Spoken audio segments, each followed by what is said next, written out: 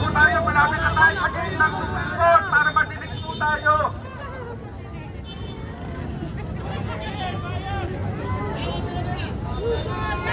Mabuhay ang hakbang ng manisog! Mabuhay ang Labor Power Movement! Sana naman magagawa! Mabuhay ang PDP!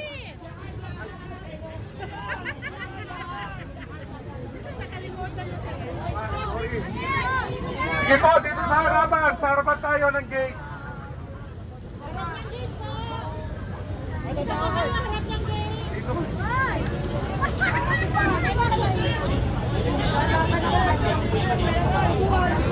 Sige po ha. Pasok pa tayo.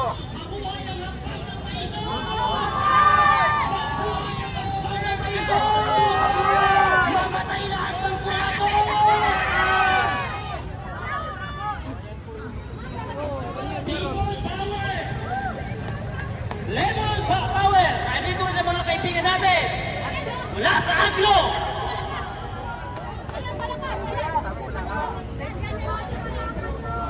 Hello, mic test check! Ang ganda ng music natin kayo mga kababayan. Mabuhay ang hakbang ng maisog! Mabuhay ang Aglo! Mabuhay lahat ng kurakot!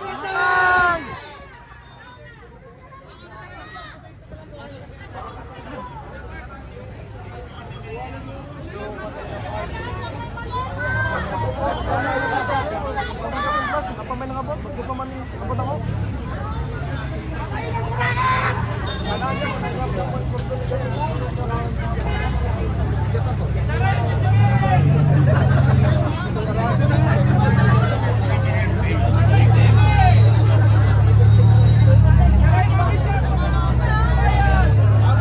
Po yung ating mga kaibigan sa Korte Suprema, sa kabilang gate po daw tayo. Po tayo para hindi po tayo nakaharap. Salamat po. Mga kasama, dito po tayo. Mga kasama namin sa mga mapayapang mga tao. Hindi naman katulad ng mga bayan group.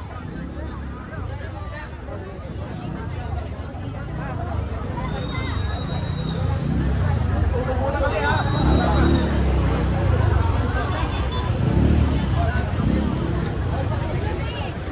Ay, nilalabas lang po.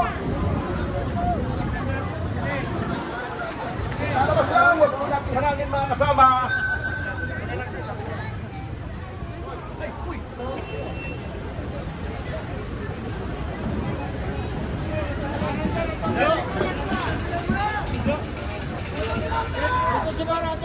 Mga kasama, nandito po. Mga kasama, narito po ang ating Pangulo ng Provincial Council ng Lalawigan ng Bulacan, si Ginoong Jag Racal. Palakpakan po natin. Provincial Council President ng PDP, Partido Demokratiko Pilipino.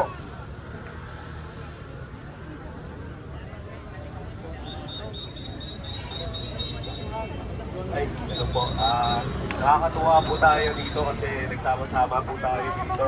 Nagkakaisa tayo kasi sobrang maganda talaga ng nalaganap na korupsyon dito sa bansa natin. Kaya maraming salamat po sa lahat ng nandito, sumusuporta, siyempre sa pabalik ni bring our Duterte, President Duterte home.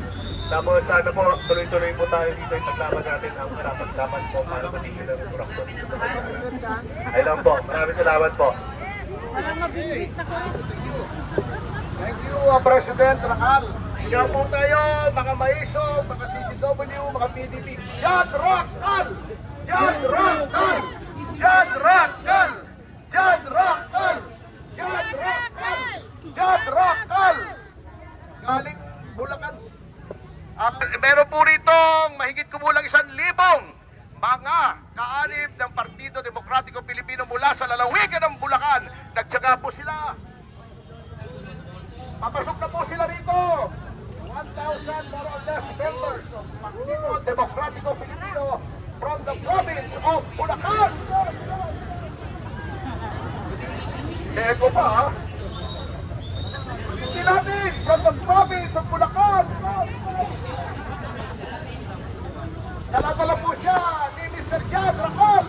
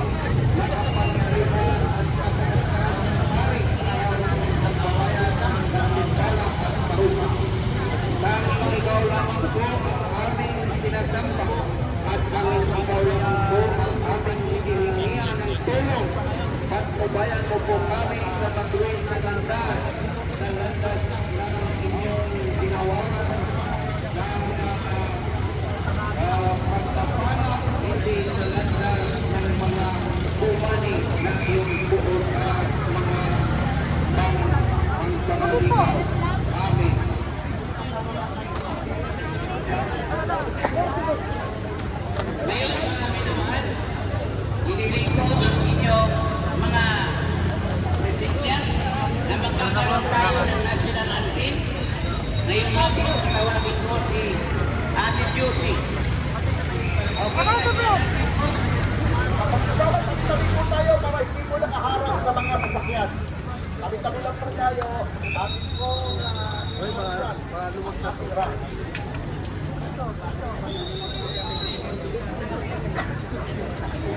Ilagay mo ang kanang kamay sa kaliwa. Ayang nagilid, bilas ng silanganan, alap ng puso, daging ko'y buhay, lupang hinirang, tuyang ka ng pag-ibig, sa manlulubi, di ka masisiin, sa nagagandok, Kuya't sa langit mo'y bugnaw, may hinagang mula at awit sa paglalang pinamahal. Ang kislap ng kataw at mo'y tagumpay na naglilingig. Ang bituin at araw niyang kailan pa may magdidilim.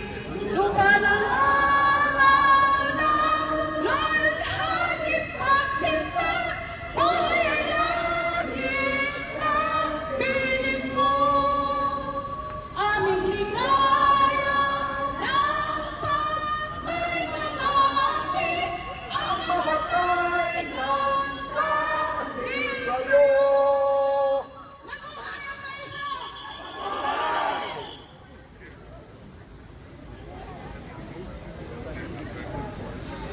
Okay. Nais ko tawagan si Tita Chunchi.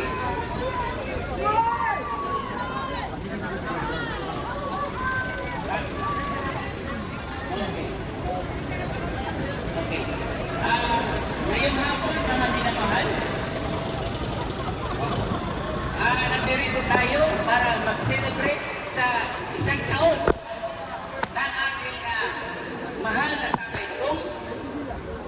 At kung bakit po siya wala rito ngayon, ngunit nandito ang kanyang mga anak. At nais namin magpasalamat sa lahat ng mga sumusuporta sa oras na ito. At kami natutuwa kung paano namin ito sineselebrate upang makita ng lahat sa buong mundo na ang maisog ay nagpapatuloy sa ganitong uri na gawain.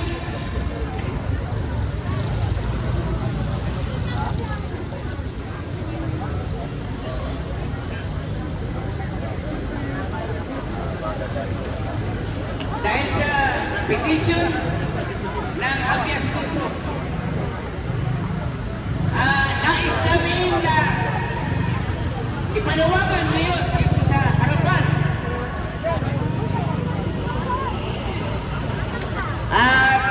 Ang magpapaliwanag nito, tatawagin ko si Mr. Ed Laurencio.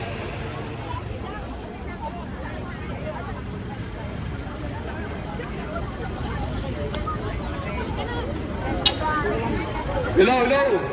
Dinig nyo ba ako dyan? Narinig ba tayo?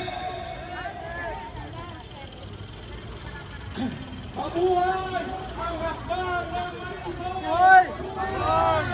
Mabuhay ang hakbang ng Marisol! Mabuhay ang pinilaban ng Diyos!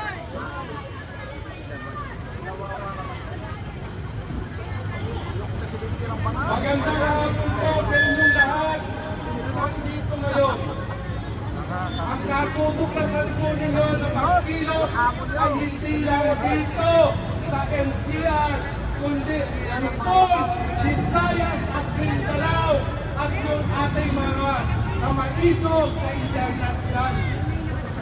Ano ang layunin namin dito sa harapan ng Supreme Court?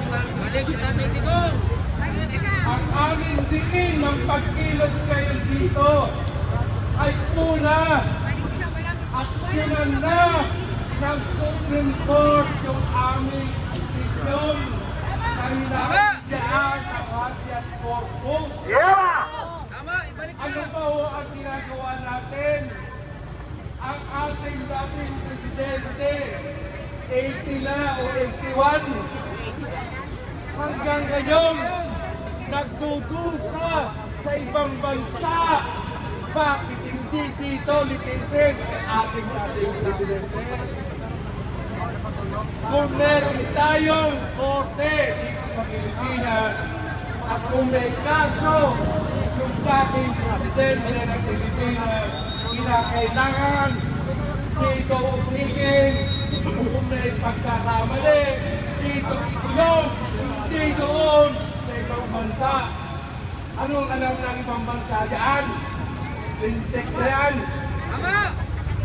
Kinakailangan natin, hindi natin bibitawan. Ito ang ating susi ng pagkakaisa. Dahil wala nang mapapala ang mamayang Pilipino. Dito sa administrasyon na bangag, walang kaya inatupag kung hindi magnakaw na magnakaw ng aba ng pera.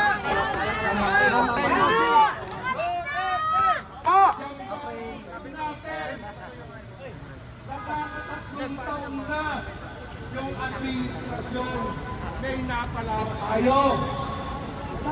Sino kayo ay nabudol? Budol na! Huwag na kayo magigpapang! Kayo ngayong magpapabudol. Kung si Titi Sara, ang sabi niya, kinakailangan ibalik ang tapang at malasakit. Yan ang gusto natin.